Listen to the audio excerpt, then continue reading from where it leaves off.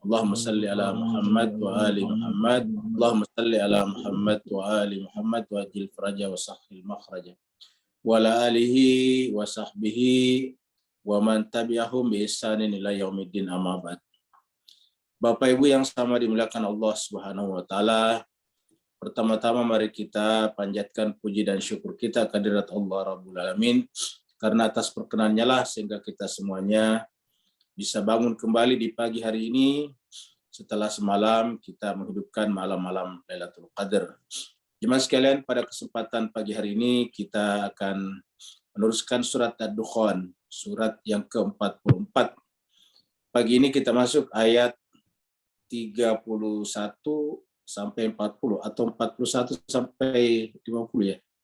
Enggak, 31 sampai 40. 31 sampai 40. Jadi 31 sampai 40. Jadi Bapak sekalian, kita baca surat Ad-Dukhan, surat 44 ayat 31 sampai 40. Ustadz kita yang hadir ini siapa ini Bu Dokter? Belum ada ya? Belum ada, Ustaz. Belum ada. Karena belum ada, mari kita masuk ke screen untuk sama-sama membaca ayat suci Al-Quran, surat 44 ayat 31 sampai 40.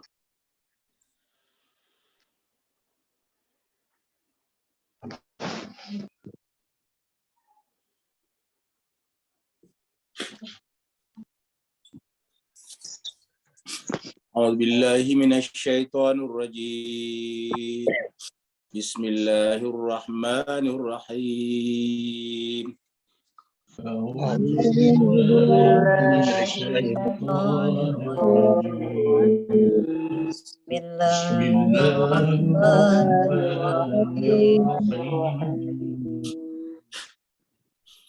Min fir'auna innahu kana 'aliyan minal musrifin. Min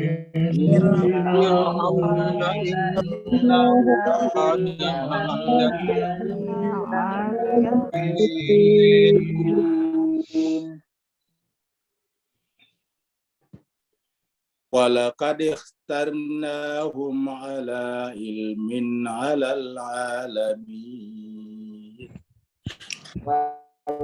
ولقد اخترناهم على علم على العالمين وآتيناهم من الآيات ما فيه بلاء مبين.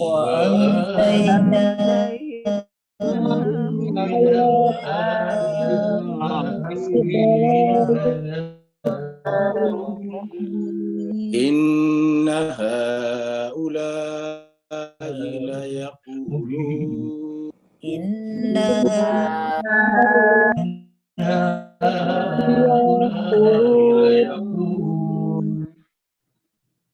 إن هي إلا موتتنا الأولى وما نحن بمنشرين. إن هي إلا موتتنا الأولى.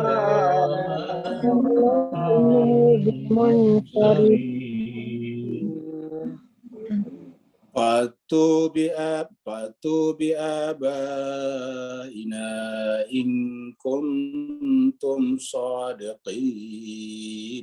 فأتوا بآبائنا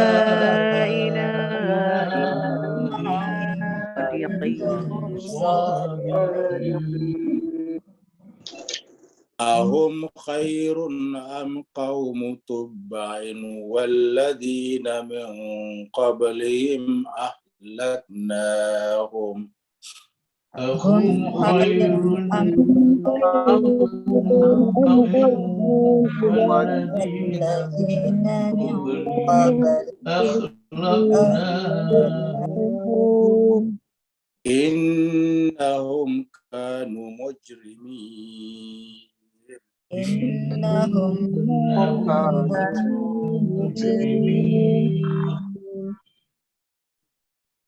وما خلقنا السماوات والأرض وما بينهما لاعبين. وما خلقنا السماوات والأرض وما بينهما لاعبين ما خلقناهما إلا بالحق ولكن أكثرهم لا يعلمون ما ولكن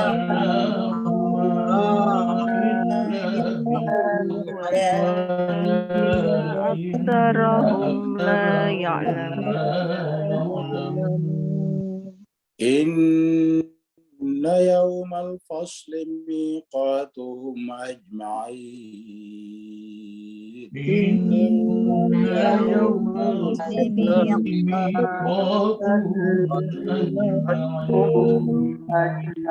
صدق الله العلي العظيم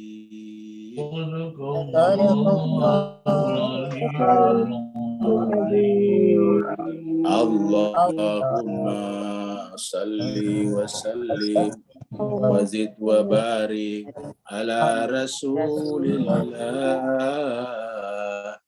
وآله الأطهار على رسول الله وآله الأطهار اللهم صل على محمد اللهم صل على محمد وآل محمد. Terima kasih banyak Bapak Ibu semuanya yang telah ikut melantunkan ayat-ayat suci Al-Quran. Teriring doa semoga Allah SWT senantiasa memasukkan ibu, bapak ke dalam golongan orang-orang yang soleh. Karena para nabi pun disebutkan pengen masuk ke dalam golongan yang soleh di hari akhirat. Dalam Al-Quran doa-doa yang berkenaan dengan dari para nabi adalah walhiqni bis-shalihin. Ya Allah, masukkanlah aku ke dalam golongan orang-orang saleh. Wadakhilka doa dalam surat An-Naml berkenaan dengan Nabi Sulaiman. Jadi para nabi juga ingin masuk ke dalam golongan orang-orang yang saleh.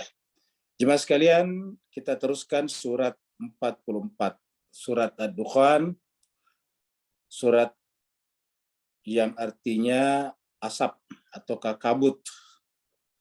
Ini menjadi tanda akhir zaman ketika kemudian dunia diliputi dengan kabut, bumi diliputi dengan kabut.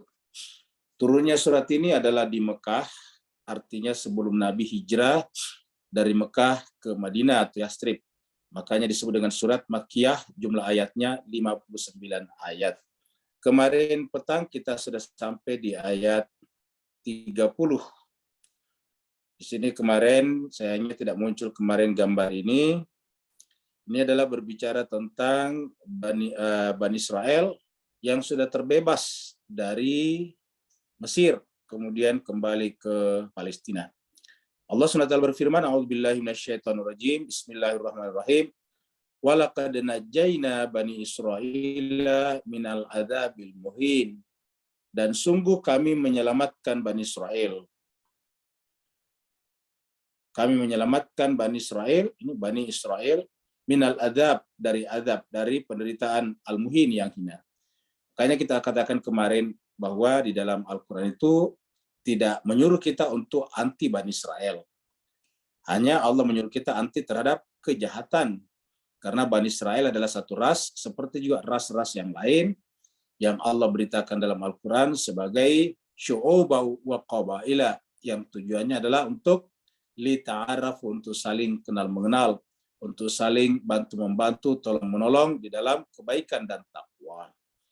Allah sendiri di sini kita lihat bagaimana berpihak kepada Bani Israel dengan kata-kata, sungguh kami telah menyelamatkan. Kata kami di sini tentu termasuk Allah di dalamnya. Kami menyelamatkan Bani Israel. Kenapa kami di sini? Karena di sini juga ada Nabi Musa dan Harun. Jadi Nabi Musa dan Harun punya peran di alam zahir. Walaupun Harun dan Musa adalah melaksanakan tugas Allah, tetapi Allah juga menyebut mereka berdua di dalam kalimat ini, yaitu najjaina, kami menyelamatkan Bani Israel dari azab, maksudnya dari siksaan yang menghinakan. yaitu diperbudak dan disuruh bekerja paksa di Mesir. Sekarang kita masuk ayat baru. Inilah Fir'aun. Inilah jasad Fir'aun yang tadinya mengatakan, akulah Tuhan yang paling tinggi. Jadi waktu Nabi Musa datang kepadanya, Fir'aun mengatakan, ana rabbukumul a'la, akulah Tuhanmu yang paling tinggi. Ketika Nabi Musa datang kepada Fir'aun, Fir'aun mengumpulkan masyarakat Mesir dan mengatakan, bukankah aku ini adalah penguasa kalian, dan bumi dan juga sungai-sungai termasuk Laut Merah berada di bawah kekuasaan saya, di bawah kaki saya, bahkan menggunakan kata-kata itu. Tapi lihatlah jemaah sekalian, orang yang tadinya berkata, akulah Tuhanmu. Maka kita lihat seperti inilah akhirnya. Jadi pernyataan ana rabbukum itu adalah pernyataan keliru, pernyataan yang palsu. Kenapa? Karena kata Rob itu merujuk kepada pencipta, sedangkan dia adalah diciptakan. Seandainya dia kuasa, tentu bisa menghidupkan dirinya. Kalau dia kuasa, tentu dia tidak tenggelam. Kita lihat pakaiannya ini masih bekas tenggelam di laut. Lalu kemudian diangkat, baru kemudian dimasukkan ke dalam tempat mumi. Jadi Fir'aun yang berkata, akulah Tuhanmu, ya seperti inilah akhirnya. Jadi oleh sebab itulah setiap manusia, jangankan raja, apapun, setiap manusia kalau berkata, akulah yang paling tinggi, akulah Tuhanmu, akulah segala-galanya, itu adalah sebuah pernyataan yang palsu, pernyataan yang tidak hakiki namanya. Pernyataan seperti itu ketika beda antara kenyataannya dengan pengakuannya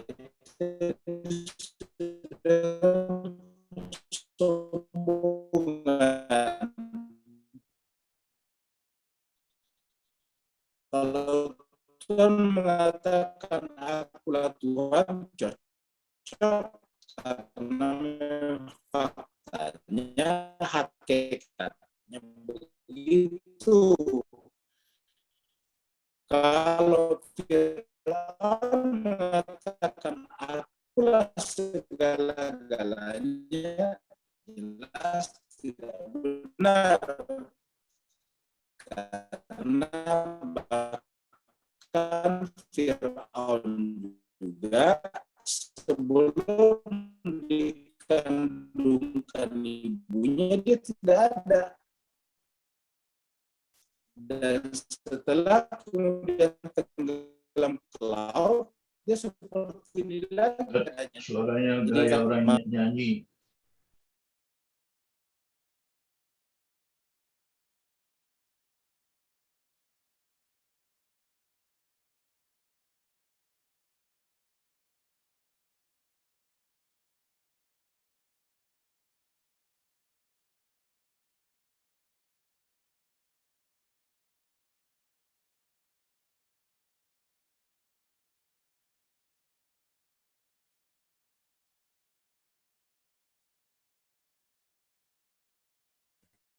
Sekalian mohon maaf tadi internetnya terputus ya, jadi sejak kemarin kayaknya koneksi internet kita ini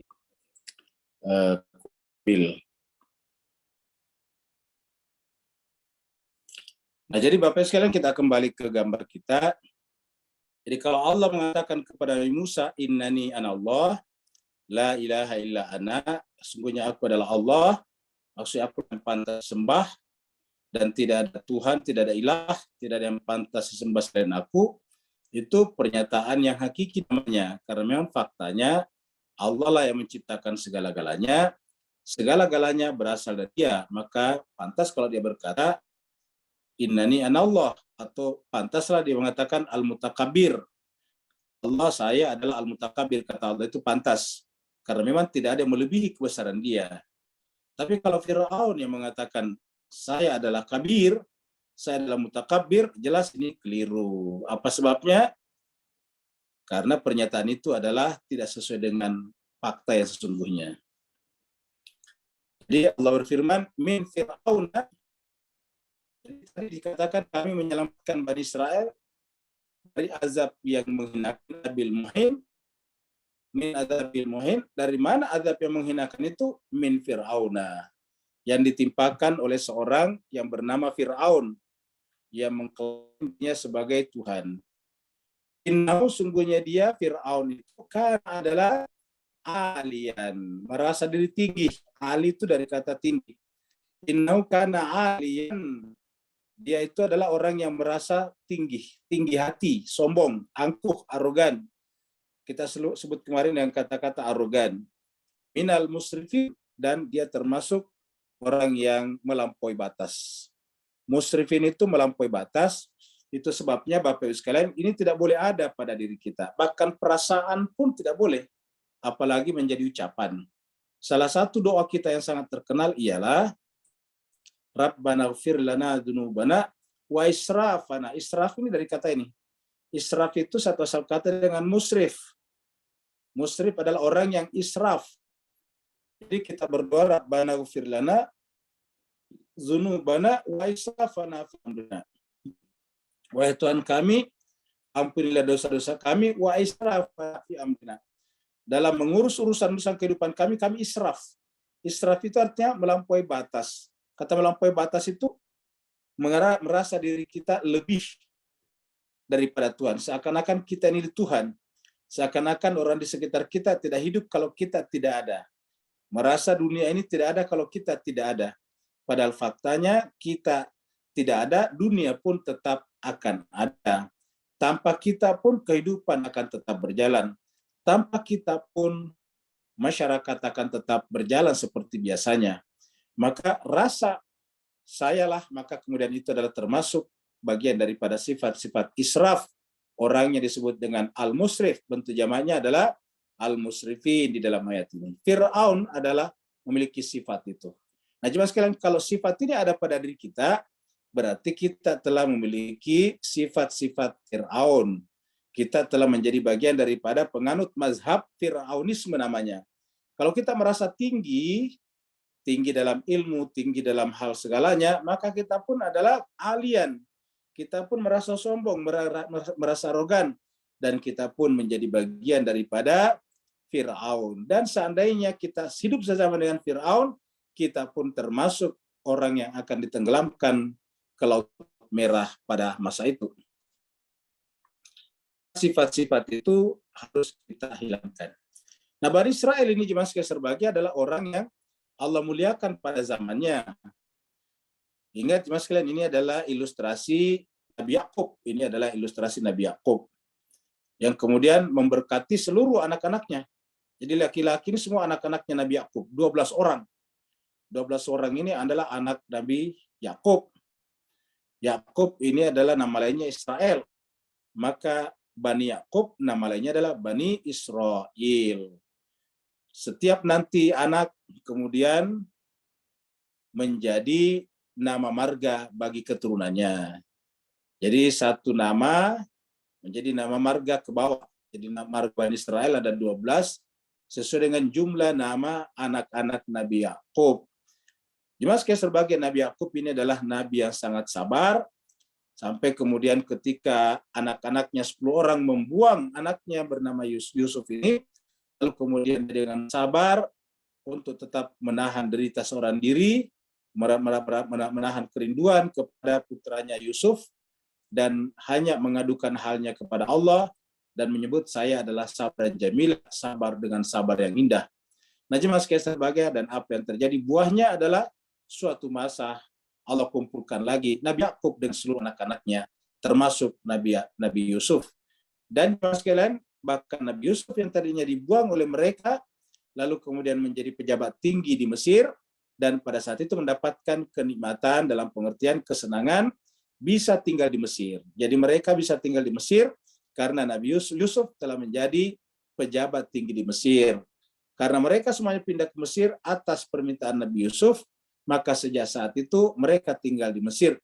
Makanya kenikmatan yang Allah berikan kepada mereka melalui Nabi Yusuf sekaligus menjadi cobaan. Jadi setiap kenikmatan yang kita dapatkan, setiap kemudahan yang kita dapatkan, selalu bersamanya ada bala, ada cobaan. Inilah inti ayat berikut ini. walaqad ikhtarnahum, sungguh walaqad ikhtarna itu kami memilih, humnya Bani Israel. Jadi kami memilih Bani Israel. Walaqad ikhtarnahum, ikhtar itu adalah memilih. Dari sini lahir kata ikhtiar. Ikhtiar itu artinya berusaha melakukan yang terbaik. Jadi ikhtiar secara bahasa artinya melakukan yang terbaik. Diterjemahkan dalam bahasa Melayu, bahasa Indonesia, dan bahasa Asia Tenggara lainnya dengan kata usaha, berusaha. Jadi ikhtiar itu kalau di kita diterjemahkan usaha. Tapi kalau kita kembali bahasa aslinya, tidak sembarang usaha. Ikhtiar itu adalah melakukan yang terbaik. Jadi belum dikatakan ikhtiar kalau belum melakukan yang terbaik. Kalau hanya berbuat ala kadarnya daripada berbuat sama sekali, sebetulnya belum masuk kategori ikhtiar. Kenapa? Karena belum melakukan yang terbaik. Dari kata ikhtiar juga kata istikharah. Kalau ada isnya istikharah, kan berarti bahwa meminta kepada Allah untuk dipilihkan yang terbaik. Istikharah sama dengan istighfar. Istighfar itu meminta diampuni. Ya, kalau misalnya istighasa, minta diterima doanya. Kalau istikharah, minta dipilihkan yang terbaik oleh siapa? Oleh Allah Subhanahu wa taala. Jadi dari kata ikhtarna lahirlah kata istikharah, lahirlah kata ikhtiar. Kata dasarnya lagi adalah dari kata khair. Jadi ini kata dasarnya dari kata khair. Jadi ini adalah tambahan. Kata dasarnya khair, khair itu baik, terbaik. Jadi ikhtarna adalah kami pilih dia sebagai bangsa terbaik ala ilmin, atas dasar ilmu, artinya berdasarkan pengetahuan. Bani Israel adalah terbaik. Apa sebabnya? Karena di tengah-tengah mereka selalu ada nabi, sehingga ilmu-ilmu mereka sejatinya adalah ilmu-ilmu ilahi. Karena selalu bersamanya ada nabi, maka ilmu mereka ilmu ilahi. Permulaannya siapa? Nabi Yakub. Jadi permulaan semua manusia itu nabi, seluruh manusia. Permulaannya siapa? Nabi Adam. Jadi permulaan komunitas-komunitas terbaik adalah nabi.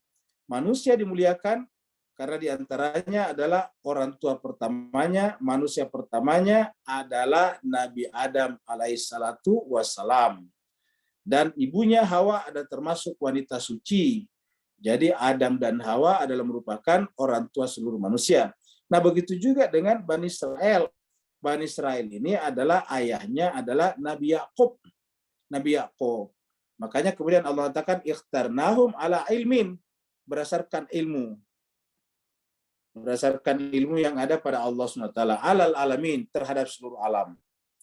Kenapa Bapak sekalian? Karena Allah SWT memberikan kepada manusia ilmu, tetapi ilmu yang paling tinggi adalah ilmu yang mencakup masalah ketauhidan kepada Allah SWT. Itulah ilmu yang paling tinggi.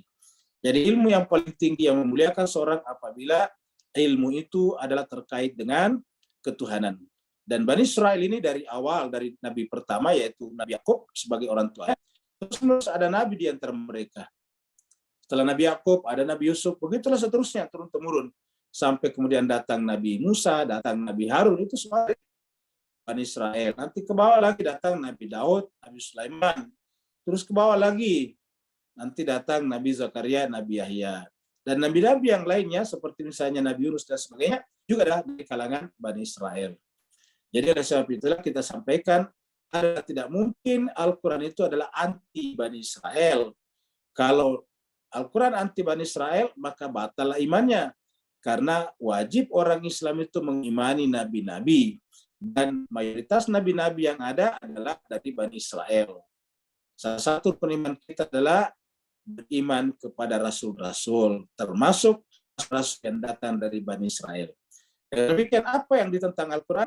Al-Quran tidak pernah menentang agama tertentu, Al-Quran tidak menyuruh kita menentang ras tertentu, tapi Al-Quran menyuruh kita menentang semua jenis kejahatan terhadap kemanusiaan yang disebut dengan kriminalitas. Dan ini faktanya seluruh manusia menentangnya, sehingga seluruh negara di dunia punya hukum, undang-undang yang memberikan hukuman kepada para pelaku kejahatan, hukumannya sesuai dengan derajat kejahatan mereka.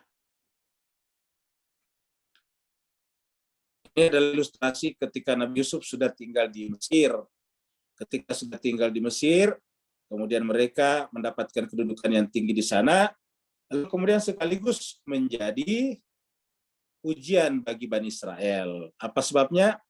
Karena jemaah sekalian berbahagia, setelah nanti Nabi Yusuf pergi, tidak mereka keluar daripada bimbingan kenabian, akhirnya kemudian kualitas hidup mereka menurun. Ketika kualitas mereka menurun, baik kualitas pengetahuan ataupun kualitas perilaku akhlak, akhirnya mereka menjadi objek kejahatan daripada pihak lain. Sehingga puncaknya adalah ketika mereka menjadi budak di Mesir. Wa atainahum minal ayat, kami kepada mereka. Siapa mereka? Bani Israel. Wa atainahum, kami berikan kepada mereka minal ayat, yaitu ayat-ayat. Kami berikan kepada mereka minal ayat. Ma fihi bala'un mubin. Yang di dalam ayat-ayat itu adalah juga sekaligus bala'un. Bala itu ujian, mubin yang nyata. Jadi pada ayat-ayat Allah itu di sana tersimpan ujian dan sekaligus ujian yang nyata. Jadi Bapak Ibu sekalian, ayat ini menjelaskan kepada kita bahwa setiap kejadian yang menimpa kita yang disebut dengan musibah bukan hanya musibah tapi musibah yang kelihatannya mendatangkan kesenangan, ujian bagi kita. Misalnya, pada saat kita tidak punya uang, apa ujiannya? Supaya kita jangan mengambil jalan pintas. Biasa kalau tidak punya uang, cenderung orang mengambil jalan pintas. Misalnya mencuri, merampok, memepet orang di jalan, ambil motornya, itu namanya ujian. Jadi apa yang harus kita lakukan? Sabar, tetap berikhtiar. Begitu ya setelah kita punya uang, punya ujian juga. Apa ujiannya? Jangan sampai kita menggunakan uang itu untuk kepentingan yang merusak diri dan masyarakat kita.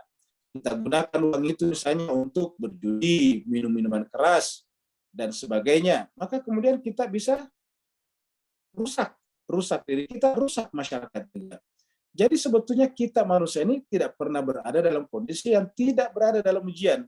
Jadi karena semuanya adalah ujian, kalau kita tidak punya uang, tidak perlu kita mengatakan enaknya hidupnya si A karena punya banyak uang. Kalau kita misalnya banyak uang, tidak perlu kita mengatakan enaknya hidup saya karena punya uang. Kenapa? Karena dalam setiap kondisi kita masing-masing adalah menjadi ujian. Dalam Al-Quran dikatakan bahwa sebaik-baik manusia adalah yang paling baik akhlaknya. Nabi mengatakan sebaik-baik manusia yang paling banyak manfaatnya bagi orang lain. Apa hukum?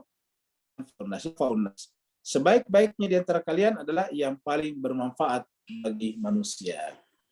Jadi Allah mengatakan ketika Bani Israel itu kemudian berikan karunia dengan Nabi Yusuf, lalu Nabi Yusuf dengan ayat-ayat yang Allah turunkan kepadanya, lalu kemudian mereka semuanya pindah dan diterima di Mesir. Nah, kehadirannya di Mesir, kehidupannya lebih enak daripada semua di Palestina, lalu kemudian sekaligus menjadi bala'un mubin. Allah mengatakan bahwa setiap saat kita berada dalam bala'un mubin. Ingat surat Al-Mulk, surat 67, Allah mengatakan tabarakalladzi biyadihil mulk wa huwa ala kulli syai'in, dan seterusnya. Alladzi khalaqal mauta wal hayata liyablu. Ini dari kata yablu dari sini. Alladzi khalaqal mauta wal hayata liyabluwakum ayyukum ahsanu amala. Jadi Allah menciptakan hidup dan mati adalah liyabluwakum, untuk menguji kalian. Ayyukum ahsanu amala. Siapa di antara kalian yang paling baik amalnya? Ayyukum ahsanu amala. Jadi semua kita berada dalam kondisi teruji oleh Allah SWT. Makanya marilah kita selalu melihat kepada diri kita agar jangan sampai kita tergelincir dalam ujian.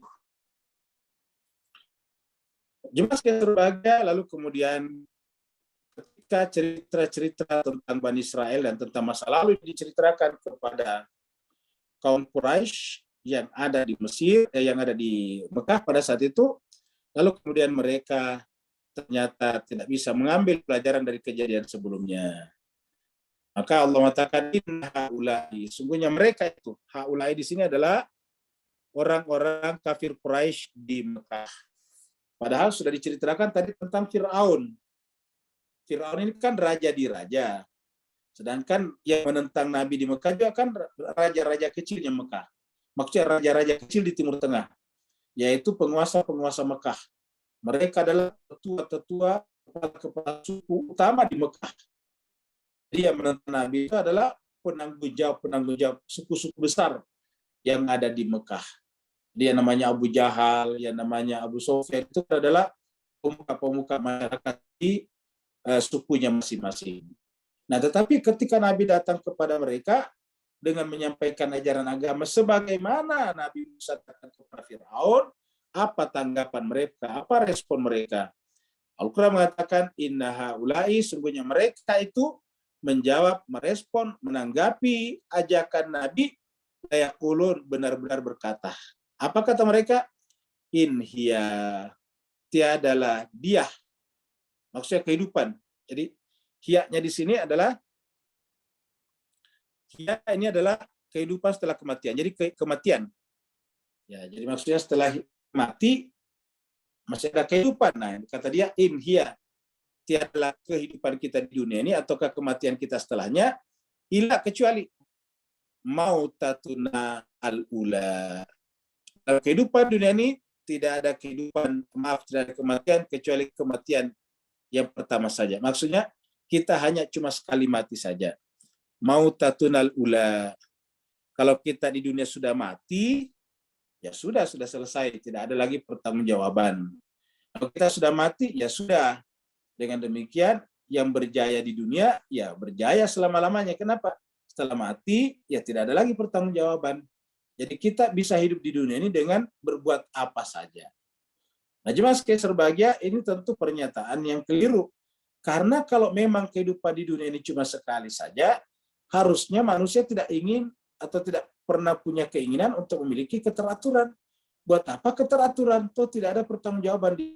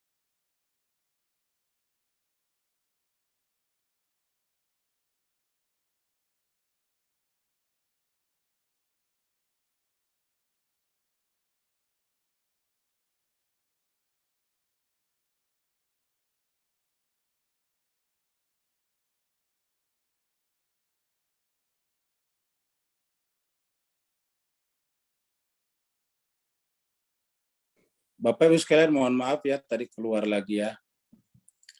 Kita masuk, mudah-mudahan sudah lebih baik.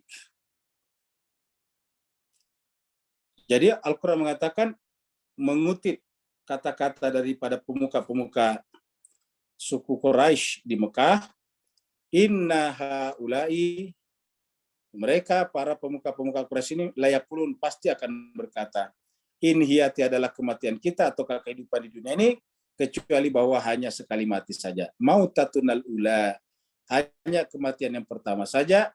Wa ma nahnu bimunsyarin, dan kita tidak mungkin dibangkitkan kembali untuk dimintai pertanggungjawaban. Jemaah sekalian berbahagia, seorang filosof besar yang bernama Immanuel Kant mengatakan bahwa seandainya kehidupan akhirat itu tidak ada, kata dia, maka tetap harus diadakan secara doktriner. Kenapa? Karena hanya dengan adanya kepercayaan akan adanya kehidupan setelah kematian, itulah nilai-nilai moral bisa ditegakkan. Tidak akan ada katanya pembicaraan tentang moralitas, ini berbicara tentang filsafat moral, apabila manusia tidak percaya kepada adanya kehidupan setelah kehidupan dunia yang merupakan kehidupan baru yang penuh dengan pertanggungjawaban. Jadi kata Immanuel Kant, kalau perlu harus diadakan, walaupun secara doktriner. Karena kalau tidak ada itu, tidak akan ada nilai-nilai moral. Itu kata Kant. Nah, jadi Bapak Ibu Jemaah sekalian, artinya apa? Bahwa tidak sesuai dengan fitrah manusia. Satu, jiwa manusia itu adalah non-materi. Yang namanya non-materi kan tidak mengalami kematian. Yang mati apa? Yang mati adalah tubuh. Seperti mana kita melihat tumbuhan mati, hewan mati. Kenapa? Karena benda-benda material. Tapi yang namanya benda tidak material, seperti malaikat, ya tidak mati. Karena dia bukan benda materi, bukan benda yang terdiri daripada materi. Oleh sebab itulah jiwa kita ini adalah non-materi. Maka otomatis matinya tubuh, tetap jiwa tetap ada. Maka kalau dikatakan tidak ada lagi kehidupan, itu adalah keliru berdasarkan akal pikiran. Jadi kata-kata illa mautatunal ula, ini adalah sebuah pernyataan yang tidak sesuai dengan faktanya. Bahkan mereka justru meminta bukti dengan cara begini. Kalau memang masih ada kehidupan setelah kehidupan dunia, ya coba hidupkan kembali orang-orang tua kami yang sudah meninggal dunia. Jadi bagi mereka yang namanya kehidupan kembali adalah mundur ke belakang. Ini jelas keliru caranya. Karena kalau orang sudah dikubur di sini, terus dia bangkit kembali, apa bedanya dengan orang tua kembali jadi muda lagi? Ini berbicara tentang mundur waktu, jadi tidak bisa bedakan mana berbicara dalam bingkai waktu, bingkai ruang dan waktu, dan mana berbicara di luar bingkai ruang dan waktu. Ya, kematian setelah kehidupan setelah kematian di dunia ini adalah di luar, melampaui daripada ruang waktu, sudah lewati ruang waktu. Ketika dia mengatakan orang tua kami kembalikan ke dunia, ya sama saja dimundurkan waktu.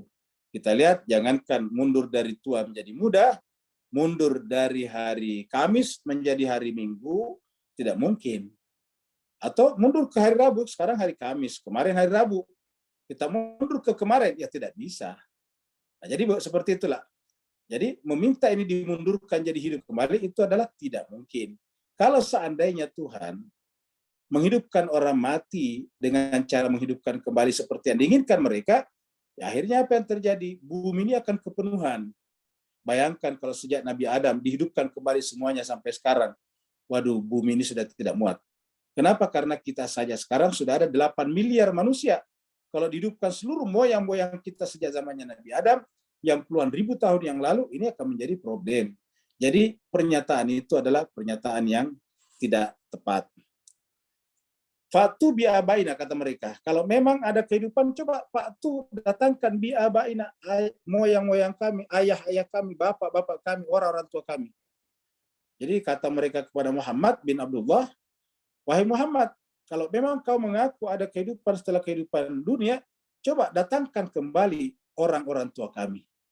Jadi argumennya itu sangat dangkal. Kenapa? Karena tidak didasarkan pada pengetahuan-pengetahuan yang sahih sebelumnya.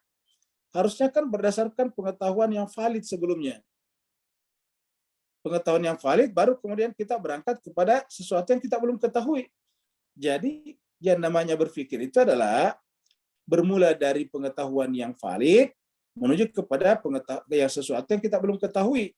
Kalau pengetahuan awalnya itu tidak valid, nanti berikutnya itu pasti tidak valid juga. Jadi harus bermula dari pengetahuan awal yang valid. Baru kita bisa bergerak menuju kepada sesuatu yang belum kita ketahui berikutnya. Dalam kaidah logika dikatakan bahwa berpikir itu adalah bergeraknya pikiran dari hal-hal yang sudah diketahui menuju kepada hal-hal yang belum diketahui. Kalau yang sudah diketahui itu adalah keliru, salah, maka kemudian berikutnya pasti salah juga. Kenapa? Karena titik anjaknya, dasarnya salah, maka berikutnya pasti salah juga. Itulah sebabnya salah satu orang banyak berbicara tentang metodologi pengetahuan modern, yaitu namanya Karl Popper, mengatakan bahwa dalam dunia pengetahuan yang harus dilakukan adalah falsifikasi, membuktikan kepalsuan, kesalahan, kekeliruan pengetahuan dulu. Kalau tidak ditemukan kekeliruannya, baru benar, baru bisa beranjak kepada sesuatu yang kita belum ketahui sebelumnya. Fa'tu bi'abaina, maka kata mereka, coba datangkan orang-orang tua kami. In kuntum shadiqin, kalau kalian memang adalah orang yang benar. In kuntum shadiqin. Jadi kalau kalian memang benar, coba datangkan orang-orang tua kami. Jadi jemaah sekalian, karena pertanyaannya keliru, jawabannya tidak mungkin benar. Kata para ahli mantik, ahli logika, kalau sebuah pertanyaan itu sudah salah, tidak mungkin mengandung jawaban yang benar. Jadi jawaban yang benar itu hanya bisa diberikan pada pertanyaan yang benar. Jadi hanya bisa diberikan kepada pertanyaan yang benar. Ya, misalnya kita datang ke rumah seseorang, kita katakan, coba tunjukkan batu-batu yang kau makan selama ini. Itu adalah pertanyaan yang salah. Kenapa? Karena semua orang tahu yang namanya manusia makannya bukan batu, tapi makannya adalah nasi, buah-buahan, gandum, dan semacamnya. Jadi kalau fa'tu bi abaina in kuntum shadiqin. Coba datangkan kepada kami orang-orang tua kami kalau kamu benar. Jadi artinya apa? Argumen mereka mengandung falasi namanya. Ketika mengandung falasi tidak mungkin diberikan jawaban yang valid, yang benar. Jemaah sekalian, maka kemudian Al-Qur'an mengingatkan mereka bahwa jangankan pemuka Quraisy, tadi sudah diceritakan Fir'aun yang merupakan raja di raja juga hancur. Sekarang kemudian Allah bikin lagi perumpamaan yang lebih dekat lagi daripada Mekah, yaitu di Yaman. Yaman ini kan lebih dekat ke Mekah daripada ke Mesir. Di Yaman ini pernah berkuasa satu kerajaan besar, nah itu namanya Himyar. Raja-rajanya disebut dengan Tuba. Jadi Himyar itu raja-rajanya dengan Himyar. Peninggalan kemajuan yang terkenal adalah bekas bendungan Ma'rib. Ya, kalau di Mesir bekas peninggalannya adalah piramida, Sphinx dan sebagainya. Kalau di Yaman, di Himyar ini peninggalannya adalah ini bekas bendungan. Jadi Bapak Ibu sekalian bayangkan ini ribuan tahun sebelum Nabi Isa lahir, mereka sudah bisa bikin bendungan seperti ini. Ini adalah bendungan pertama terbesar di dunia, namanya Bendungan Ma'rib. Dibuat oleh orang-orang Himyar di Yaman yang raja-rajanya disebut dengan Tuba. Maka kemudian Allah berfirman di ayat berikutnya bahwa cobalah perhatikan itu orang-orang Tuba ini. Bendungan Ma'rib ini adalah peninggalan kaum Tuba. Kaum Tuba ini biasa disebut dengan Himyar di Yaman. Ada yang mengatakan Tuba ini bukan nama kaumnya tetapi nama raja-rajanya. Seperti tadi juga Fir'aun disebut kaum Fir'aun, Tuba kaum Tuba juga. Namanya mereka adalah Himyar, namanya tadi kaumnya Fir'aun adalah Mesir. Ini adalah di Yaman. Kita tahu Yaman itu bertetangga dengan Saudi. Tetangga dengan Arab pada saat itu. Ahum khairun am qaum Tuba. Apakah mereka yang lebih baik? Maksudnya apakah mereka yang menentang Nabi di Mekah itu yang lebih kuat, yang lebih baik peradabannya, lebih baik kehidupannya daripada kaum Tuba? Am qaumin Tuba. Jadi Tuba ini adalah kaum tadi di Yaman. Ahum khairun am qaum Tuba. Walladzina min qablihim, dan orang-orang sebelum mereka. Kan banyak orang-orang sebelum kaum Quraisy ini. Ada kaum Tuba misalnya, ada kaum bangsa Yunani juga sebelumnya kalau kita ambil di daerah Yunani.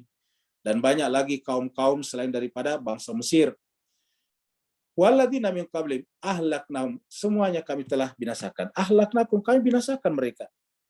Bagaimana hebatnya tadinya kaum Himyar dengan bendungan Ma'ribnya itu belum terpikirkan oleh bangsa lain bikin bendungan untuk mengalirkan air menjadi irigasi kepada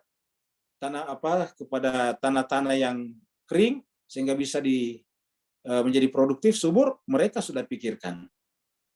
Tetapi apa kata Allah? Ahlaknahum, kami binasakan mereka. Innahum kanu mujrim. Kenapa? Karena mereka adalah mujrimin. Nah, inilah tadi pembahasan kita, Bapak Ibu semuanya, bahwa Al-Quran itu tidak pernah berbicara tentang buruknya satu suku, buruknya satu ras, tidak pernah. Kalau dibicarakan Bani Israel, bukan buruknya suku Bani Israel, tetapi karena mujrimin ini. Jadi tadi Fir'aun dibinasakan, kaum Tuba dibinasakan, walladzina min qablihim, dan kaum-kaum sebelum mereka dibinasakan, bukan karena Allah tidak senang kaumnya, bukan Allah tidak senang kepada sukunya, bukan Allah tidak senang kepada warna kulitnya, Toh semuanya adalah ciptaan Allah.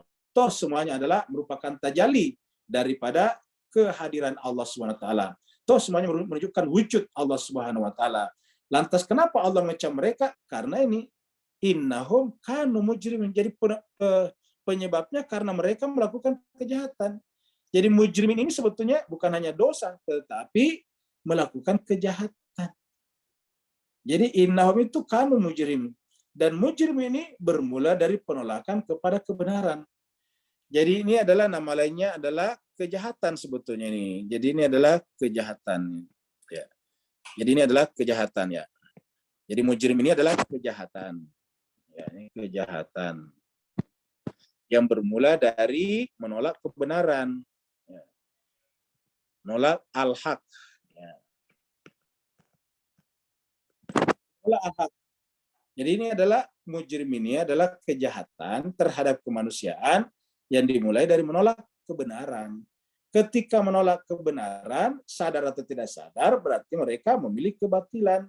Itulah sebabnya salah satu fungsi akal manusia adalah mencari kebenaran ataukah memilah mana yang benar, mana yang salah. Jadi fungsi akal manusia itu benar salah. Kita keluar dari rumah saja atau kita keluar dari masjid saja, kita pasti begitu keluar tidak langsung pasang sendal. Pasti kita lihat dulu ke bawah, ini sendal kita atau bukan? Apa arti sendal kita? Apa benar sendal saya atau bukan? Kan begitu. Tidak ada orang begitu keluar dari masjid langsung pakai sendal. Pasti dia melihat dulu ke bawah. Apa benar atau bukan? Salah atau benar? Ini sendalnya. Kita keluar dari rumah juga begitu. Walaupun di rumah itu adalah sendal anak kita, ya sama dengan sendal kita juga. Tetapi tetap kita lihat, ini sendal saya atau sendal anak saya. Kalau ibu, ini sendal saya atau sendal putri saya. Begitu. Selalu kita melihat itu. Jadi artinya apa? Fungsi akal itu selalu melihat yang benar. Ibu-ibu kalau pagi-pagi keluar kepada tukang sayur, pasti memilah. Tidak mungkin tiba-tiba mengambil dengan mata tertutup. Pasti memilah apa benar ini yang saya inginkan atau bukan. Jadi hidup ini dengan akal selalu mencari yang benar. Kita misalnya ingin membeli sesuatu, selain daripada sayur tadi, kita selalu memilih. Memilih misalnya device baru, memilih misalnya kendaraan baru, memilih misalnya sekolah, itu semuanya pasti kita memilih. Apa namanya memilih? Karena mengetahui mana yang benar, mana yang salah.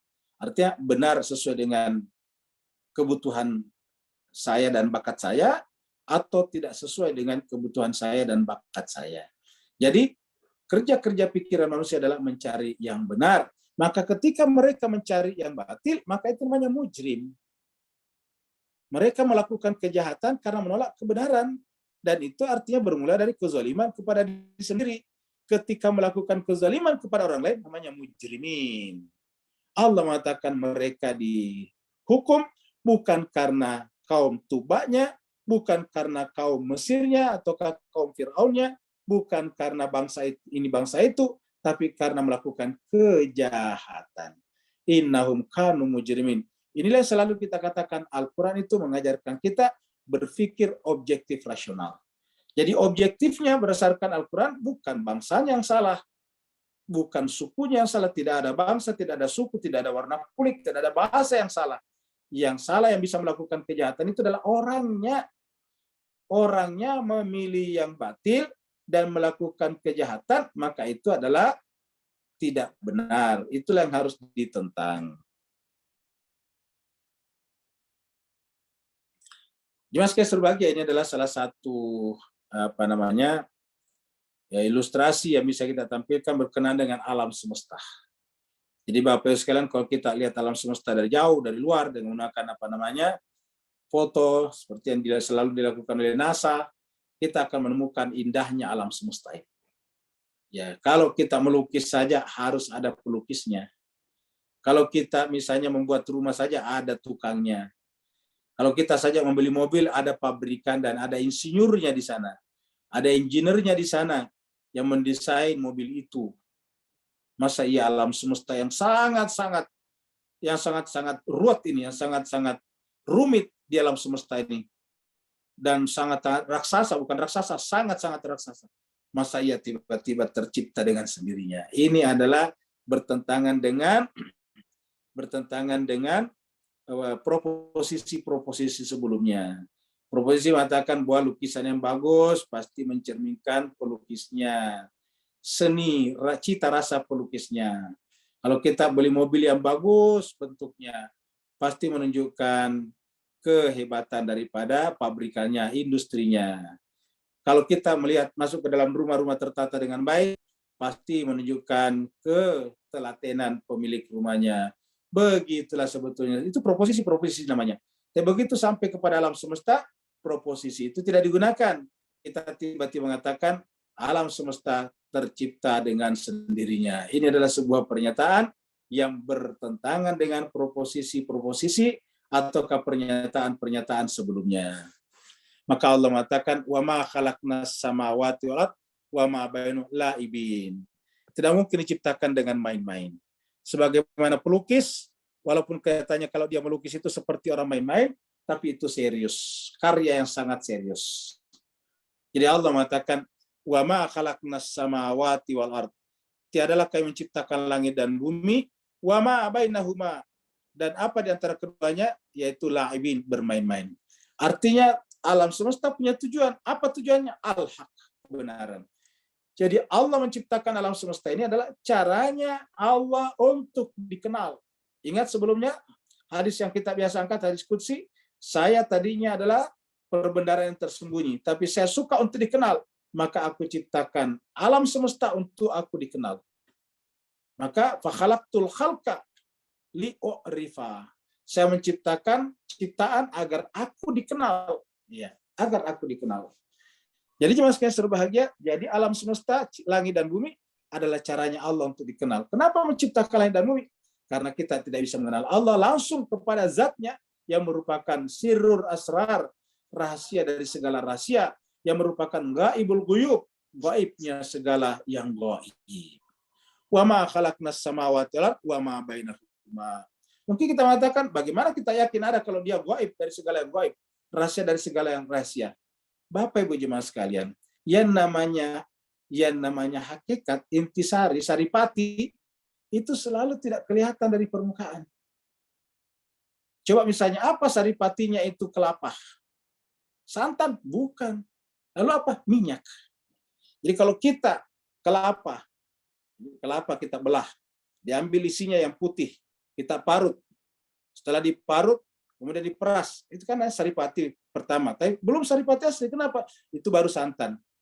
Ternyata kalau santan ini kita panasin, lama kelamaan berubah jadi minyak. Nah, kalau begitu intisari dari seluruh rangkaian kelapa itu adalah minyak. Pertanyaannya, Bapak Ibu sekalian ketika melihat pohon kelapa dan buah kelapanya, kelihatan tidak minyaknya? Jawabannya tidak. Kalau kita ambil satu buah kelapa, baru kita belah, kupas kulitnya, dibelah, baru kita lihat isinya yang putih itu, daging yang putih itu, apa kelihatan minyaknya di sana? Kalau kita makan juga kelapanya yang putih itu, apa berasa minyaknya? Bahkan tidak berasa sama sekali. Kenapa? Nah, kita artikan minyak pada kelapa itu adalah rahasia dari segala rahasianya kelapa. Gaibnya, segala gaibnya kelapa untuk kelapa. Kalau kita makan buah kelapa, isinya tidak berasa kalau itu berminyak. Coba kita lihat. Tapi ternyata ketika kelapa itu kita parut, lalu kemudian diperas, keluarlah santan sebagai saripati pertama.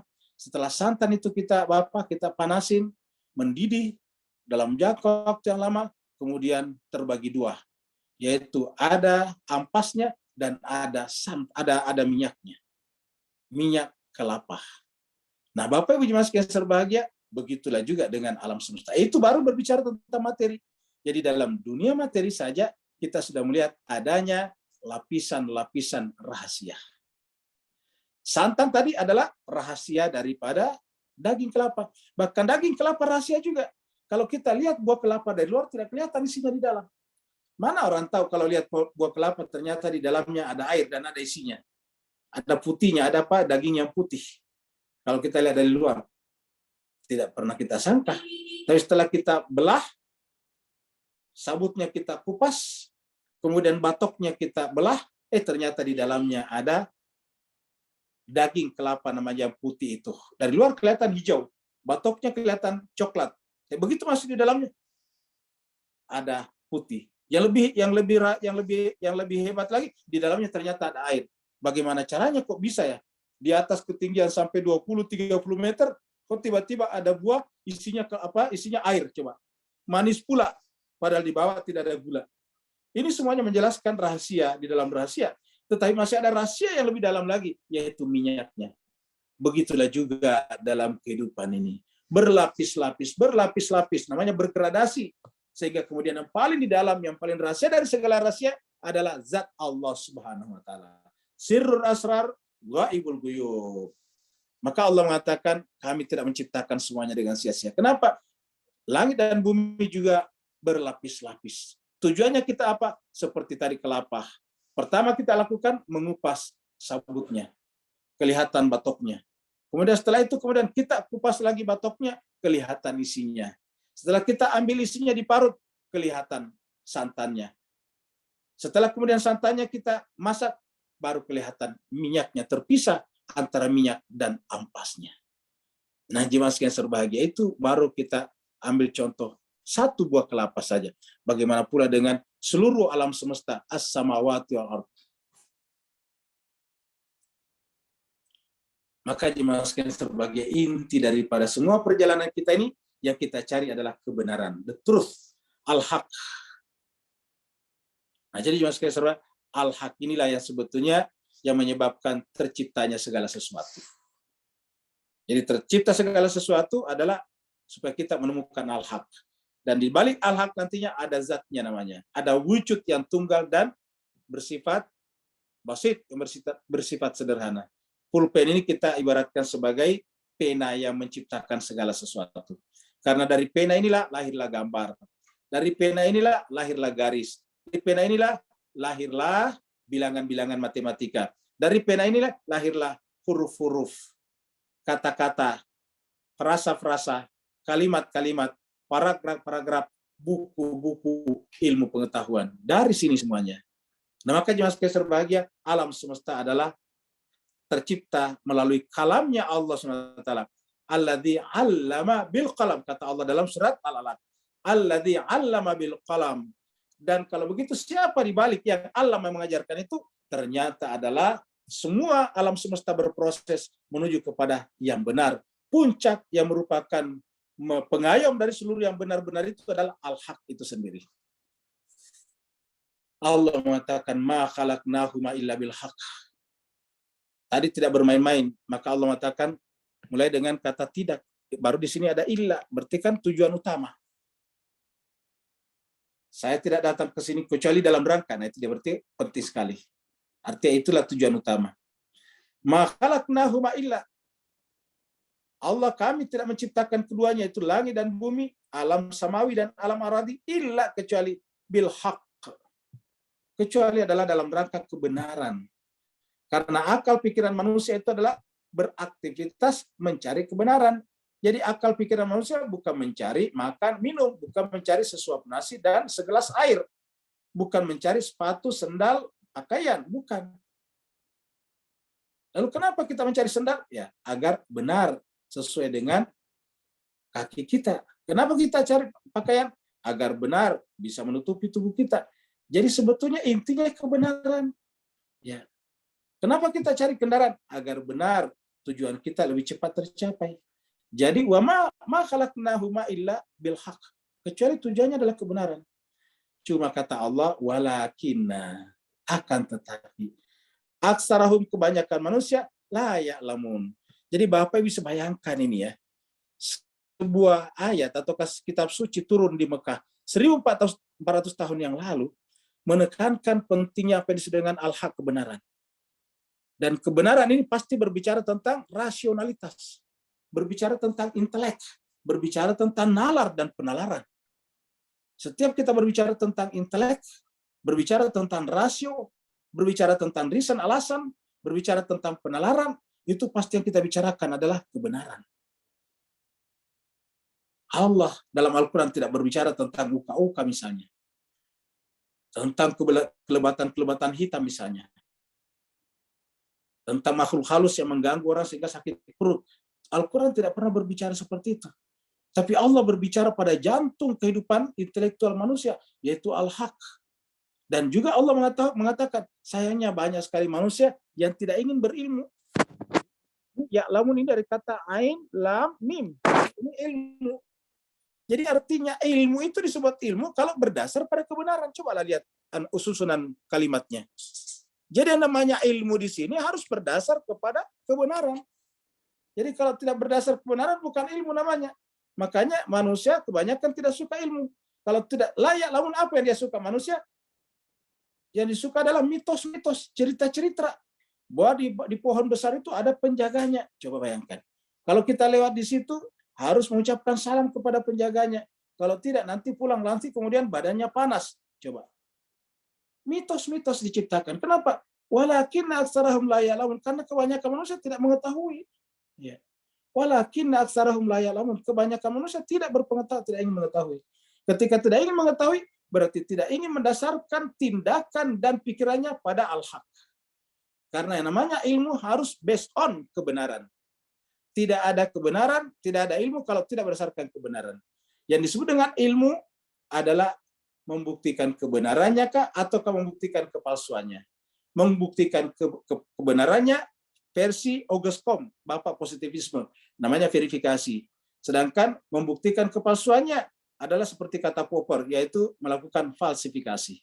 Nah, jadi jemaah sekalian berbahagia, walakinna aktsarahum la ya'lamun. Sayangnya kebanyakan manusia tidak mau mengetahui. Maka Bapak sekalian, apa kira-kira mafhum mukhalafahnya ayat itu? Kita semuanya penganut agama yang meyakini kebenaran Al-Quran harus menjunjung tinggi kebenaran dalam setiap argumentasi, tindakan, dan perbuatan kita. Kita harus benar-benar menjadi pengejar ilmu yang terdepan. Apa sebabnya? Karena kita masuk dalam kategori sindiran Tuhan kalau kita tidak ingin menambah pengetahuan kita. Jemaah sekalian berbahagia, dan konsekuensi daripada menolak kebenaran adalah tidak berpengetahuan. Konsekuensi tidak berpengetahuan adalah bermasalah nanti di akhirat. Inna yaumal fasli miqatum ajmain. Pernyataan mereka, sikap mereka akan dimintai pertanggungjawabannya nanti di akhirat. Tuhan mengatakan kita akan berjumpa nanti di sana. Semuanya, ajmain, seluruh manusia pasti akan berjumpa di sana. Maksudnya berjumpa dengan saya, kata Tuhan. Inna yaumal fasli. Sungguh pada hari al-fasl, keputusan. Keputusan apa? Benar dan salah. Siapa yang berjalan di atas kebatilan dan siapa yang berjalan di atas kebenaran. Maka doanya, Allahumma arinal haqqa haqqa warzuqna tiba wa arinal batila batila warzuqna jatinaba. Jadi al-fasl pada saat itu, keputusan fasl itu kelas pisah, kelas 1, kelas 2, dipisah pada satu, mana kelas kebatilan dan mana kelas kebenaran. Mana kelas pecinta ilmu dan mana kelas penentang ilmu. Inna yaumal fasli miqatum ajmain. Pada saat nanti di sana kita akan dibagi-bagi. Al-fasl itu dibagi-bagi. Ya, dan itulah hari pertemuan kita semuanya dengan Allah SWT, hakim segala perkara. Hakimnya para hakim dan yang keadilannya tidak bisa kita tolak karena dia sendiri adalah al-adl itu sendiri. Mudah-mudahan kita semuanya Bapak Ibu sekalian bisa mengambil pelajaran yang berharga dari 10 ayat ini, surat Ad-Dukhan ayat 31 sampai ayat 40. Bagi yang ada pertanyaan dipersilahkan. Waalaikumsalam. Waalaikumsalam warahmatullahi taala wabarakatuh. Silakan Pak. Alhamdulillah, barakallahu fiik. Azim. Bismillahirrahmanirrahim. Allahumma shalli ala Muhammad wa ali Muhammad. Wajil kerajaan. Afwan kalau soalan kali ini agak tersasar sikit. Kita tahu bila kembali ke syurga, diberi nikmat, hidup dan sebagainya. Mereka bukan malaikat. So, kenapa tak daripada asalnya kita diciptakan bainahuma dalam keadaan yang lebih terjaga daripada keingkaran-keingkaran dan sebagainya. Walaupun kita dah jelas dengan semua ayat-ayat yang Ustaz kupaskan. Cuma itu soalan asal usul kita. yang kita tahu Allah Maha Kuasa, Allah Maha Tahu dan sebagainya. Beri pencerahan sikit Ustaz. Afwan, barakallahu fiik. Baik, terima kasih banyak Pak Nur. Jadi Bapak Ibu sekalian, jadi memang banyak pertanyaan banyak manusia adalah Tuhan kenapa menciptakan kita, padahal kemudian kita tadinya berdasarkan informasi-informasi yang ada kita berasal dari sorga. Jadi sebagai pernyataan bahwa kita ini berasal dari sorga sebetulnya juga adalah sebuah pendapat ya, belum tentu kita cocok dengan Al-Quran. Apa sebabnya? Karena kalau kita lihat dalam Al-Quran, inna lillahi wa inna ilaihi rajiun. Kita ini justru berasal dari Allah dan akan kembali kepada Allah Subhanahu wa taala. Jadi ada dari Allah kembali kepada Allah. Kalau kita dari Allah kembali kepada Allah, pertanyaan buat apa Tuhan melakukan itu? Nah, Tuhan tadi mengatakan kami tidak bermain-main tadi kata dia. Jadi kalau kita bikin gambarnya di sini kurang lebih Bapak sekalian. Katakanlah kita ini katakanlah ini adalah Allah. Ya, ini katakanlah ini adalah Allah Subhanahu wa taala. Katakanlah Allah. Ini Allah. Dari sini dan kembali kepada Allah. Jadi kita dari sini. Ya. Kurang lebih begitulah. Kenapa Tuhan menciptakan kita dari sini, baru kemudian ke sini lagi. Jadi panahnya seperti ini, dari Allah, inna lillahi wa inna ilaihi rajiun. Kok kenapa Tuhan ngapain menciptakan seperti ini? Nah, jemaah sekalian, jawabannya ada satu pada hadis yang kita bacakan selalu itu. Kuntu kanzan makhfian. Saya adalah tadinya perbendaraan yang tersembunyi. Jadi ketika Tuhan sendiri belum ada garis titik-titik merah ini, belum ada ciptaan, dia sendiri dalam kesendiriannya tentu adalah disebut dengan kanzan makhfian. Kenapa? Tersembunyi dari seluruh realitas, karena realitas tidak ada. Jadi dia tersembunyi itu bukan tersembunyi seperti kita anak-anak bersembunyi di kamar, bukan. Tersembunyi artinya ya dia hanya sendiri. Lalu kemudian kenapa menciptakan semuanya? Ya katakan karena aku senang untuk dikenal. Maka kemudian dia menciptakanlah ciptaan. Nah, kemudian garis ini diciptakan Tuhan demi manusia sebetulnya. Kalau bukan karena manusia, dia tidak ciptakan. Jadi rahasia terbesar dari penciptaan ini sebetulnya siapa? Yaitu Ahmad. Yang kemudian di sini menjadi Muhammad. Ya. Jadi Ahmad di sini menjadi Muhammad. Jadi ketika pertama keluar di sini namanya Ahmad. Begitu terakhir di sini adalah Muhammad. Jadi Hamid, Ahmad menjadi Muhammad. Jadi rahasia sebetulnya. Dan inti daripada ini secara moral artinya moralitas, keterpujian, akhlak. Maka Nabi mengatakan saya tidak diciptakan kecuali dalam rangka menyempurnakan akhlak. Wa ma buistu illa liutami makarimal akhlak. Jadi jemaah sekalian, Allah ciptakan ini sebetulnya adalah karena Allah SWT kita ingin kembali kepada Dia dalam keadaan mengenal Dia. Jadi tadinya cuma Dia sendiri, lalu kemudian Dia ingin menciptakan yang lain, dan yang lain itu tujuannya adalah untuk mengenal Allah. Maka kemudian caranya bagaimana? Dia harus keluar dari dirinya. Karena dengan keluar dari dia kita bisa. Contohnya kita begini. Kalau kita masih ada di dalam darah daging orang tua kita, katakanlah ibu kita, bisakah kita mengenal ibu kita? Jawabannya tidak bisa. Ya. Lalu kenapa kita bisa mengenal ibu kita? Karena kita lahir, tercipta dari rahimnya. Ya. Dan kemudian ada keinginan bagi seorang orang tua untuk punya anak. Untuk apa kira-kira? Lagi-lagi sama mirip dengan Tuhan tadi, pengen dikenal. Saya adalah ayahnya, saya adalah ibunya. Kemudian kita bisa berkomunikasi dengannya. Ada orang yang selalu orang tua senang kalau anak-anaknya minta sesuatu kepada dirinya. Orang tua senang kalau anak-anak itu selalu menyampaikan masalahnya kepada dirinya. Nah, itu sebetulnya adalah miniasi daripada Allah Subhanahu wa taala. Ya. Jadi terciptanya anak mirip dengan terciptanya makhluk dari sisi Allah Subhanahu wa taala. Jadi kita tidak bisa mengenal orang tua kita kalau kita masih menjadi bagian daripada darah dagingnya. Kita tidak bisa mengenal Allah kalau kita masih berada di dalam wujudnya Allah. Menjadi bagian terpisahkan dalam wujudnya Allah, di dalam zatnya Allah Subhanahu wa taala. Maka kemudian ketika kita ingin keluar dari wujudnya namanya diwujudkan. Kata diwujudkan itu artinya apa?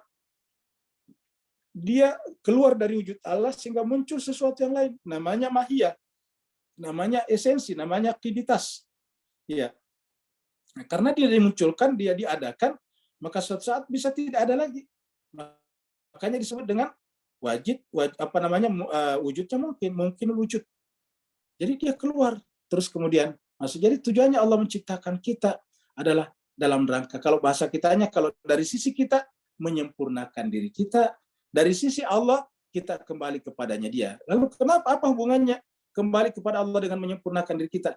Karena Allah itu adalah maha sempurna, maka cara menyempurnakan diri kita adalah dengan melihat yang maha sempurna. Tadinya di dalam sini kita tidak melihat dia, karena kita belum siapa-siapa. Maka kemudian ketika pertama kali dia ingin dikenal, yang pertama muncul adalah Ahmad. Ya, Ahmad itu artinya apa? Paling melihat dia, paling melihat itu paling terpuji selain daripada Hamid yang maha terpuji. Nah, jadi Bapak Ibu sekalian, inilah alur daripada penciptaan. Jadi sebetulnya kita dari sorga kembali kepada sorga, ini adalah sebuah pernyataan kita sebut dengan iktibari saja, karena hakikatnya adalah kita dari Allah dan kembali kepada Allah. Inna lillahi wa inna ilaihi raji'un. Berikutnya lagi. Ya Ustaz. Assalamualaikum Ustaz. Waalaikumsalam warahmatullahi wabarakatuh. Silakan. Mohon izin Ustaz. Silakan. Saya mampir di pinggir jalan ini saya lagi. Oh ya, silakan. Mampir di jalan ini. Mohon izin. Ya, silakan. Hati-hati di jalan, Ustaz. Iya. Syukur Ustaz. Saya mau mulai narasinya mungkin begini Ustaz ya. Al-Qur'an ini kan frasa atau langgam yang digunakan itu langgam Allah gitu loh kan anunya kan. Nah, kalau jika kita pun manusia ingin memahaminya harus masuk ke dalam frasa itu gitu. Masuk ke langgamnya itu ya, itu narasinya. Nah, pembahasan kita pagi ini ada di ayat terakhir yang saya simak tadi itu, inna yawmal fasl miqatuhum jami'an. Nah, ini kan menggambarkan hari kemudian. Nah, dalam ayat-ayat Al-Quran kan terlalu banyak frase, diksi, langgam yang menggambarkan tentang hari kemudian itu. Ini lagi kita temukan inna yaumal fasl. Ini kan bicara hari kemudian. Mohon pencerahannya soal itu Ustaz. Kemudian yang kedua, ini diskusi kami tadi malam di beberapa grup soal malam Lailatul Qadar gitu. Nah, diksi ini lagi diksi Ustaz ya. Frasa. Dalam ayat Al-Qur'an itu kan kata lail itu kan ada dua yang kita temukan, ada menggunakan tamar buta, menggunakan kata seperti pada ayat inna anzalnahu fi lailatul qadar, menggunakan tamar buta di situ. Sementara di ayat lain misalnya ketika Allah mengisrakan Nabiullah Muhammad SAW, dia menggunakan kata lailan, subhanallazi asra bi 'abdihi lailan. Kemudian ketika juga menggunakan perintah menganjurkan salat tahajud, wa minal laili fatahajjat, itu tidak menggunakan tabar buta. Nah, ini kan langgam Ustaz. Ini kan frasa yang digunakan oleh Al-Qur'an, hanya Allah yang tahu dan mungkin orang yang paling dekat dengan Allah yang lebih pandai. Kita hanya bisa mendekati. Nah, bedanya itu di mana Ustaz? Itu hanya itu, mohon pencerahannya. Hanya dua persoalan. Assalamualaikum warahmatullahi wabarakatuh. Baik, terima kasih banyak Pak Ustaz ya. Hati-hati di jalan. Jadi jemaah sekalian, kita lihat bahwa Allah SWT begitu. Jadi makanya semakin kita membaca Al-Quran semakin kita dalam, karena memang dalam sekali. Ya, kata-kata akhirat banyak sekali jenisnya. Kata-kata kata-kata yang lain, misalnya hidup juga banyak macam-macam. Ada kata-kata asya dan sebagainya. Dan itu semua digunakan dalam Al-Quran. Jadi semakin kita membaca Al-Quran, semakin kita akan kaya. Ibarat menyelam ke kedalaman lautan. Semakin dalam kita menyelam, semakin bernilai mutiara yang kita temukan. Nah, itu tadi makanya berkali-kali kita melakukan semacam otokritik kepada kita umat Islam. Sayang seribu sayang, tidak begitu memberikan perhatian yang besar kepada Al-Quran. Kalau itu dibaca hanya sekedar membaca huruf-hurufnya saja. Hanya membaca zohirnya saja, yaitu tulisan-tulisannya saja. Berkejar-kejaran untuk tamat, tapi tidak pernah berkejar-kejaran menyelaraskan antara tadarus dan tadaburnya. Sehingga kemudian mereka tidak bertambah pengetahuannya, tidak semakin mendalam pengetahuannya. Bahkan sering sekali kita mendengarkan ada orang baca Quran, baru saja baca Quran di menara masjid, tapi pada saatnya yang sama juga sudah melakukan pelanggaran lagi terhadap orang lain. Ya, jadi oleh sebab itu maka perlu terus-menerus membaca.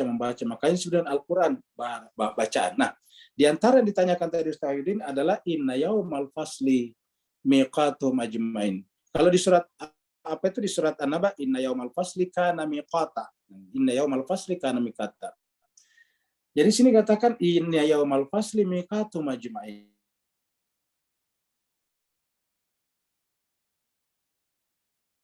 Yaumuddin misalnya di tempat lain, dan di sini disebutkan yaumul fasli. Jadi fathahnya di sini hanya gara-gara inna ini yang biasa disebut dengan ini adalah isim inna. Inna yaumal fasli. Jadi hari al-fasl atau yaumul fasli itu, fasl itu pemilahan. Makanya kita sampaikan bahwa kalau kelas dalam bahasa itu fasl. Ainal ustad, al-ustadzu fil fasli. Ainat tulab, at-tulabu fil fasli. Pelajar-pelajar itu di dalam kelas. Fasl itu dari situ kelas. Kenapa? Karena namanya kelas itu kan dipilah-pilah. Nah, kita lihat kaitannya dengan ayat sebelumnya, pemilahan yang paling penting di akhirat itu adalah hak dan batil tadi. Karena tadi bil hak. Ya. Jadi namanya disebut al-fasl karena dipilah antara hak dan batil. Disebut dengan yaumuddin karena pada saat itu parameter Tuhan mengadili kita adalah agama, yaitu aturan-aturan yang diberikan kepada kita melalui kitab suci. Jadi dengan demikian kitab suci ini adalah merupakan pelajaran yang sangat penting karena ayat-ayat dan surat-suratnya atau pasal-pasalnya menjadi menjadi parameter Tuhan nanti untuk mengadili kita benar atau salah. Karena kalau tidak ada parameter yang Tuhan berikan kepada kita baru diadili, jelas ini keliru. Oleh sebab itulah Tuhan berikan kepada kita agama, maka di sana yaumuddin dan banyak lagi disebut dengan yaumul akhirat. Karena tidak ada lagi setelahnya. Akhirat itu akhir. Kalau masih ada setelahnya bukan akhir namanya. Dan banyak lagi yang lain. Nah jadi pada saat itu apa yang terjadi? Miqat. Artinya pasti akan sampai ke sana. Miqat itu sebetulnya perjumpaan. Dengan siapa? Dengan Tuhan sebetulnya. Jadi pada saat itu dipilahlah antara yang hak dan yang batil. Dan yang berhak berjumpa dengan Allah. Penganut al-haq. Karena Allah adalah al-haq. Miqat. Makanya kalau kita pergi berhaji, kita tidak boleh langsung pergi tawaf. Kita harus berhenti dulu di sebuah tempat namanya miqat. Ya. Di miqat itu sebetulnya secara bahasa artinya tempat ingin memulai perjumpaan dengan Tuhan. Tempat permulaan safar, perjalanan menuju kepada Tuhan.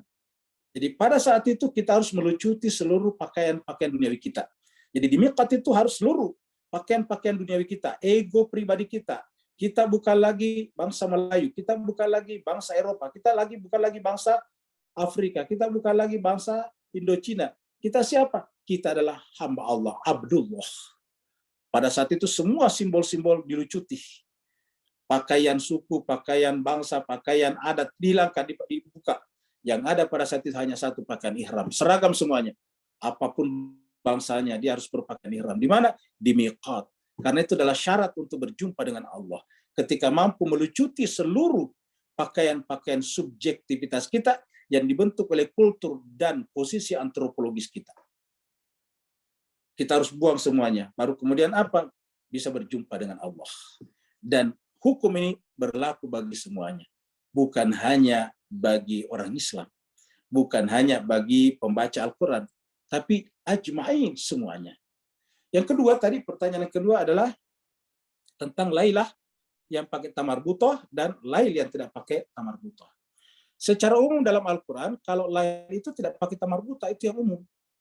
Mana kita buktinya? Ya, ketika Allah menyebut siang dan malam, itu tidak menyebut kata lailah. Lailah tidak menggunakan kata tamarbutoh. Tidak menggunakan ta' marbutoh. Karena itu kan hakikat malam. Misalnya kita baca, wasyamsi waduhaha, wal qamari idza talaha wan nahari idza jalaha wal laili. Nah itu dia, wal laili idza yaghshaha. Nah itulah hakikat itu malam dalam pengertian waktu. Jadi malam dalam pengertian waktu lawannya siang adalah lail, tidak pakai tamarbuta. Wan nahari idza jalaha wal laili idza yaghshaha. Nah, jadi itulah hakikatnya karena ada lawannya nahar. Nahar itu siang. siang, malam. Jadi kalau malam dalam pengertian umum kita, malam setelah matahari terbenam, yaitu adalah tidak pakai tamarbuto. Contohnya kalau kita berpuasa, sempurnakan puasa sampai malam, itu tidak menggunakan tamarbuta. Watimmu syama ilal laili, bukan ilal lailati. Summa atimmu syama ilal laili, bukan summa atimmu syama ilal lailati. Ya, bukan. Tapi ilal laili. Nah, begitu. Lalu cuma sekali bahagia, lalu kalau begitu apa rahasianya kok ada kata lailatun yang kita temukan pada dua surat. Surat Al-Qadr dan surat Ad-Dukhan. Ya, dua-duanya di surat Ad-Dukhan fi lailatin mubarakatin. Pada surat pada surat pada surat Al-Qadr Lailatul Qadri. Inna anzalahu fi Lailatul Qadri. Nah, dengan demikian kita bisa mengatakan bahwa penggunaan tak marbuta pada lail itu adalah malam yang benar-benar spesifik, ya. Malam yang benar-benar spesifik. Bagaimana spesifik?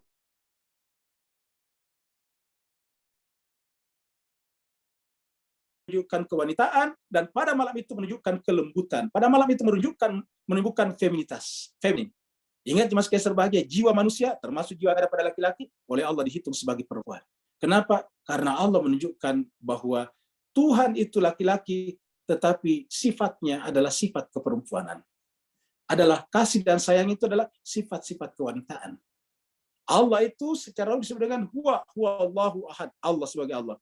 Tetapi Tuhan menggunakan kata nafs. Kata ba'ala nafsi rahmah, dan nafs itu disebut dengan perempuan dalam Al-Quran. Nafs itu dihitung dengan perempuan. Domirnya adalah hak. Nah, dengan demikian Mas Kaiser bahagia, malam itu Allah perlakukan seperti mana dia memperlakukan dirinya yang paling dalam, yaitu jiwa kewanitaannya Mas Kaiser bahagia, penuh dengan kelembutan, penuh dengan keindahan. Maka malam Lailatul Qadar itu adalah malam yang penuh dengan kelembutan, malam yang penuh dengan keindahan. Maka siapa saja yang bangun pada malam itu, bersungguh-sungguh dan benar-benar terberkahi pada malam itu, maka tandanya apa? Tandanya adalah semakin muncul nafsnya yang bersifat kewanitaan, yaitu lembut dan penuh dengan keindahan. Terima kasih banyak Bapak Ibu sekalian. Ustadz, ada pertanyaan di kolom chat. Di chat ya? Iya, silakan Ustadz. Mas sekalian, ini dari Pak Andes Wardi. Pada ayat 32 dipilih dengan diberikan ilmu. Bukan berdasarkan ilmu maksudnya, jadi berdasarkan ilmu Tuhan. Kira-kira apakah maksudnya di sini diberikan ilmu berupa pengetahuan? Ya, yang namanya terpilih pasti juga berdasarkan pengetahuan. Artinya bahwa satu komunitas dipilih pasti ilmunya. Ilmunya tadi apa? Ilmu kenabian. Jadi ilmu kenabian. Kalau ada yang mengatakan bahwa Bani Israel sekarang juga banyak yang maju di dunia raya Yahudi karena ilmunya, perlu kita tahu bahwa sekarang dulu tidak seperti itu juga. Ilmuwan-ilmuwan dulu juga bukan orang Yahudi. Bahkan pernah pada zaman Islam berjaya itu adalah justru yang Yahudi sangat-sangat sedikit. Kebanyakan dari misalnya Islam, contohnya misalnya Al-Farabi, Al-Kindi, Ibn Sina, dan sebagainya, semuanya itu adalah dari Islam. Bahkan sebelumnya seperti Aristoteles, Socrates, dan sebagainya, itu juga bukan dari Bani Israel. Nah, jadi itu artinya Allah memilih mereka berdasarkan ilmunya Tuhan, artinya mereka pada saat itu diberikan ilmu juga, yaitu kenabian. Kita sampaikan bahwa kenabian itu adalah sumber pengetahuan yang paling tinggi, karena menyangkut pengetahuan yang terjamin validitasnya, yang kalau istilahnya Popper tidak mengandung falsifikasi, ya tidak ada falsi di dalamnya. Seperti itu. Jadi dengan demikian, sekaligus Allah memberikan kepada kita pesan, kalau kita ingin mau maju, diangkat, dimuliakan Allah, ya harus mendasarkan diri kita pada pengetahuan, dan pengetahuan yang tertinggi adalah pengetahuan kenabian. Ya. Assalamualaikum Ustaz. Waalaikumsalam warahmatullahi wabarakatuh. Silakan Pak. Ustaz, dalam ayat 39, ma khalaqna huma illa bil haq. Betul salah bahwa bab kat situ adalah tentang ketidakterpisahan dan kedekatan amatnya antara kita dengan al-haq tadi. Barakallahu fi ampun Ustaz. Baik, terima kasih banyak. Jadi jemaah sekalian, di dalam pandangan manusia seakan-akan melihat ini terpisah-pisah. Dan kalau kita melihatnya sebagai sebuah totalitas, sebagai bentuk yang holistik, sebagai sebuah ciptaan dan penciptanya, ini sama kita menyaksikan sebuah gambar besar yang tidak terpisah satu sama lain. Alam semesta yang disebut dengan as-samawati tadi, alam samawi, dan juga alam aradi, ini adalah satu kesatuan. Di dalam pandangan Islam itu hanyalah gradasi saja. Jadi gradation. Jadi gradasi dari atas, mulai daripada zatnya Allah, kemudian keluarlah Ahmad, lalu keluarlah alam samawi, lalu keluarlah alam aradi. Di alam aradi muncullah manusia terbaik namanya Muhammad, karena pada dirinya tersimpan Ahmad itu. Nah, seperti jadi satu kesatuan, tidak bisa dipisah-pisahkan. Apabila kita memisah-misahkan ini semuanya, kita menganut filsafat pengetahuan namanya sekularisme, seperti itu. Berikutnya dari Dani. Dalam sistem gagasan filsafat moral Kant, kehidupan abadi diperlukan sebagai suatu nilai yang ilahi. Kemudian karena perdamaian abadi manusia tidak memungkinkan terrealisasi melainkan dalam kehidupan yang abadi. Pertanyaan, bagaimana fenomena perang terus terjadi di depan hidung masih moral Kant dan justru momennya sebagai bentuk jalan menegakkan perdamaian menjadi kebebasan manusia. Ya, saya kira itu persoalan Kant dengan masyarakatnya ya lain soal. Sama juga dengan Nabi Muhammad kita. Di depan Nabi Muhammad juga terjadi orang-orang seperti Abu Jahal, bahkan pamannya Abu Lahab. Jadi saya kira itu bisa terjadi mana. Tapi artinya bahwa terjadinya perang di depan hidung atau di bawah hidungnya Kant tidak lantas menggugurkan postulat daripada Kant tersebut.